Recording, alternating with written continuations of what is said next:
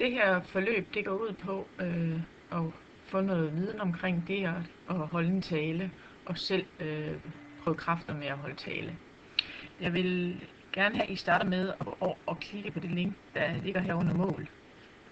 Så fortæller jeg lidt om, hvad der forventes, I skal vide efter det her forløb, og hvad der forventes, I skal have lavet i slutningen af den her time. Lige nu er det i hvert fald vigtigt, at I har en skriveblok og en kuglepen, en mobil eller iPad, det sidder I nok med allerede, og at I har adgang til en YouTube-konto og en e-mail-konto.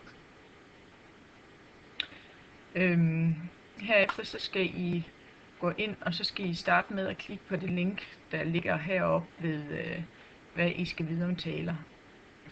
Det er sådan en lille pil, som er hernede. Den ligger også heroppe. Så skal I høre den lille film, der er lavet.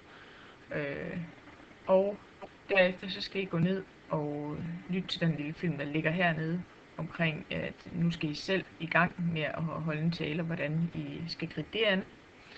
Hvis I har problemer med at finde noget, finde et emne eller vide præcis, hvad I skal, så kan I gå ned og lytte til de her små taleeksempler, der er inden for forskellige områder, der henvender sig til byrådspolitikere. Det er taler, som henvender sig henholdsvis til fornuften, følelserne eller troværdighed. God fornøjelse.